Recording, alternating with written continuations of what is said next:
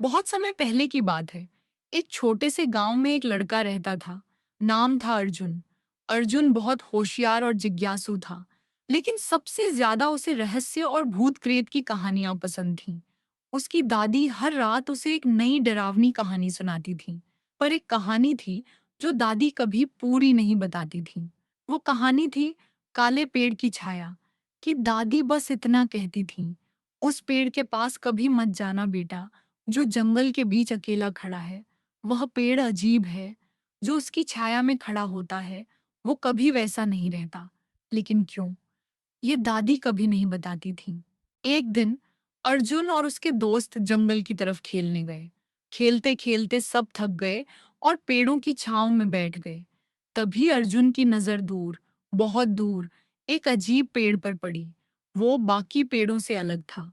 उसके पत्ते काले थे, तना टेढ़ा मेढ़ा, और सबसे अजीब, उसकी छाया स्थिर नहीं थी, हिलती रहती थी, जैसे सांस ले रही हो।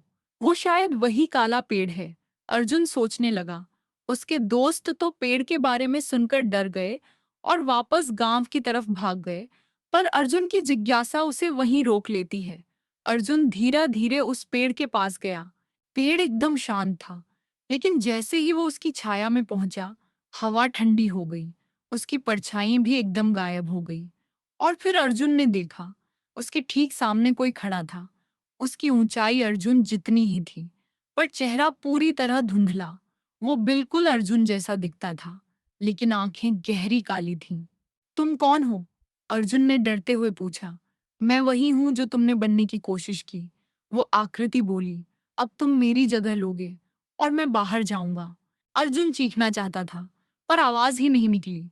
उसने भागने की कोशिश की, लेकिन उसके पैर जमीन में जैसे जम गए थे, और फिर एक पल में सब काला हो गया। अर्जुन के दोस्त उसे गांव वापस नहीं लाए। रात हो गई, सब उसे ढूंढने निकले। घंटों तलाश करने के बाद अर्जुन वहीं मिला, काले पेड़ की छाया के ठीक नीचे खड़ा। लेकिन कुछ अजीब था, वो मुस्कुरा रहा था, पर उसकी आंखें एकदम काली थीं। जब दादी ने उसे देखा, वो कांप गई।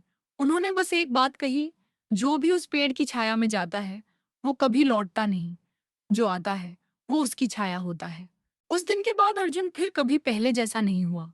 वो अब कम बोलता था, किसी की आंखों में नहीं देखता था, और सबसे अजीब बात, उसकी परछाई कभी नहीं दिखती थी।